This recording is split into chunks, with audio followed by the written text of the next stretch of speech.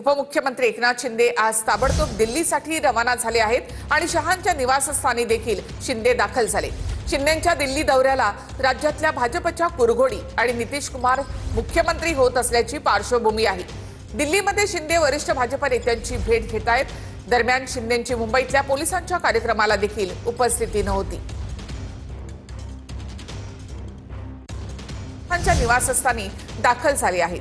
काही वेळापूर्वीच शिंदे दिल्लीमध्ये दाखल झाले आणि तिथून ते आता अमित शहांच्या भेटीसाठी त्यांच्या निवासस्थानी दाखल झाले आहेत। एकूणच राज्यामधल्या भाजप आणि भाजपच्या कुरघोडी त्याचबरोबर बिहारमध्ये नितीश कुमार हे मुख्यमंत्री बनत आहेत। त्या सगळ्या पार्श्वभूमीवर शिंदे अमित शहांची भेट घेत आहेत। उपमुख्यमंत्री शिंदे तातडीनं दिल्लीला रवाना झाले। भाजप शिवसेनेत सुरू असलेल्या नाराजी नाट्याच्या पार्श्वभूमीवर शिंदे ताबडतोब दिल्लीला रवाना झाले। दिल्लीत शिंदे अमित शहांची भेट घेण्याची शक्यता आहे। शिंदेंच्या दिल्ली दौऱ्याला भाजपच्या महाराष्ट्रातल्या कुरघोडीची आणि बिहारमध्ये नितीश कुमार मुख्यमंत्री होणार असल्याची ही पार्श्वभूमी आहे। बिहारमध्ये भाजपपेक्षा कमी जागा असूनही एनडीएचा घटक पक्ष असलेल्या नितीश कुमारांच्या पक्षाला मुख्यमंत्रीपद देण्यात आले। एनडीएच्या विधिमंडळ पक्षाची बैठक पार पडली।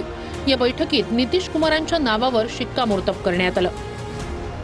गुरुवारी नितीश कुमार 10व्यांदा बिहारच्या मुख्यमंत्री पदाची शपथ घेणार आहेत। बिहारच्या निवडणुकीत शिंदेंच्या मुख्यमंत्री पदाचा मुद्दा गाजला होता। शिंदेंसारखं भाजप नितीश कुमारांना मुख्यमंत्रीपद देणार नाही असा मुद्दा विरोधकांनी उचलून धरला होता। निकालानंतर मात्र नितीश कुमारच मुख्यमंत्री होणार असल्याचं स्पष्ट झालंय।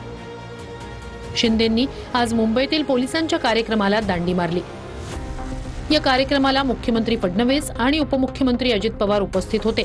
या कार्यक्रमाला उपस्थित राहणाऱ्यांमध्ये शिंदेंचंही नाव होतं। मात्र कार्यक्रमाला दांडी मारून शिंदे दुपारी ताबडतोब दिल्लीला रवाना झाले। भाजप शिवसेनेत सुरू असलेल्या नाराजी नाट्याच्या पार्श्वभूमीवर शिंदेंच्या दिल्ली वारीला महत्त्व प्राप्त झालंय। दिल्लीत शिंदे गारहाणं मांडण्यासाठी गेले आहेत की त्यांना बोलावणं आलं आहे याविषयी राजकीय वर्तुळात चर्चा आहे।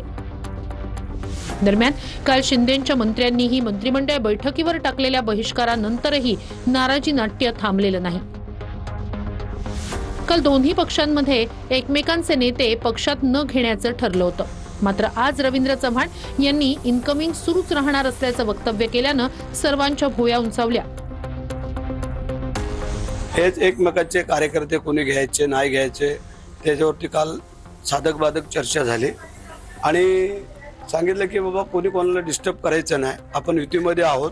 रोज अमजद भाई आम्ही मित्रांना विनंती करतोय, त्यामुळे मित्र रोज चर्चा करतात आणि कोणत्याही अटी शर्ती विना जेव्हा मित्र बरोबर येतात तेव्हा तो एक फार मोठा आनंद असतो। कल्याण डोंबिवलीत शिंदेंच्या शिवसेनेतील काही नगरसेवक भाजपनं पक्षात घेतले। विधानसभेत शिंदेंच्या शिवसेनेसमोर ज्यांचा पराभव झाला त्यांनाही भाजपनं पक्षात घेतलं। त्यामुळे मंत्रिमंडळाच्या बैठकीवर शिंदेंच्या शिवसेनेकडून बहिष्कार घालण्यात आला। आज एकनाथ शिंदे पोलिसांच्या कार्यक्रमात गैरहजर राहिले। शिंदेंच्या कार्यालयानं गृह विभागाला याबाबत आधी कळवल्याची माहिती आहे। एखाद्याला तिकीट एका पदावर एका वेळी एकच व्यक्ती आपण लढवू शकतो। त्यावेळी 4 लोक आहेत, मग 4 ऑप्शन तयार झाले आहे।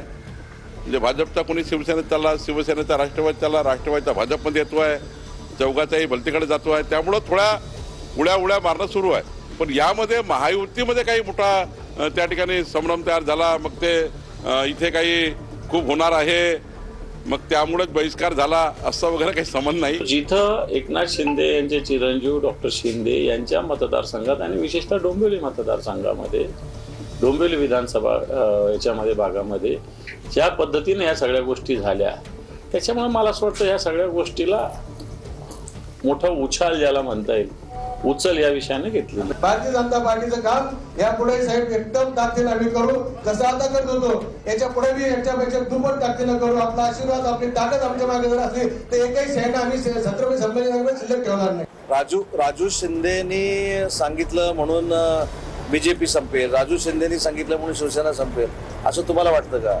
राजू शिंदेनी आता भाजपमध्ये गेल्यानंतर शांत राहावं, तो आमचा मित्र पक्ष आहे। त्याच्यामुळं आता पण जर केला तर तेच अडचणीत येतील.